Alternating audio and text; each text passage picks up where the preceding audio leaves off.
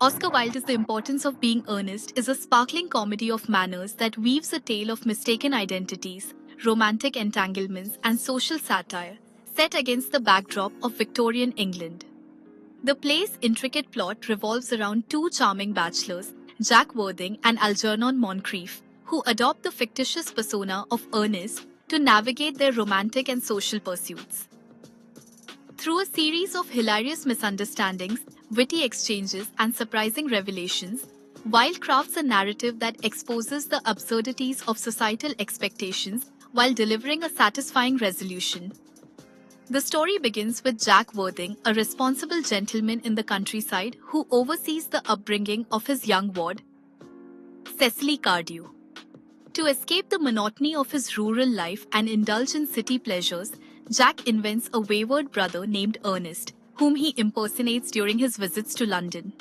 Under this alias, he courts Gwendolen Fairfax, the sophisticated daughter of the formidable Lady Bracknell. Gwendolen, however, is enamored not only with Jack but with the name Ernest, which she finds irresistibly romantic. Jack, smitten and determined to marry her, proposes, but his dual identity and mysterious origins complicate matters. Lady Bracknell, a paragon of aristocratic snobbery, interrogates Jack about his background, only to dismiss him upon learning he was found as a baby in a handbag at Victoria Station, deeming his lack of proper lineage unacceptable. Meanwhile, Algernon Moncrief, Jack's mischievous and carefree friend, leads a similarly duplicitous life. He invents an invalid friend, Bunbury, to escape tedious social obligations. Intrigued by Jack's mention of his charming ward Cecily, Algernon seizes the opportunity to visit Jack's country estate, posing as the fictional Ernest. There, he meets Cecily, a dreamy and imaginative young woman who has already fantasized about marrying a man named Ernest, based on stories she's heard from Jack. Algernon as Ernest quickly wins her affection and they become engaged, much to Jack's dismay when he arrives and discovers the deception. The situation grows increasingly chaotic as both men, each claiming to be Ernest, vie to maintain their false identities to secure their respective romances. The plot thickens when Gwendolen arrives at the estate, eager to see her beloved Ernest, Jack.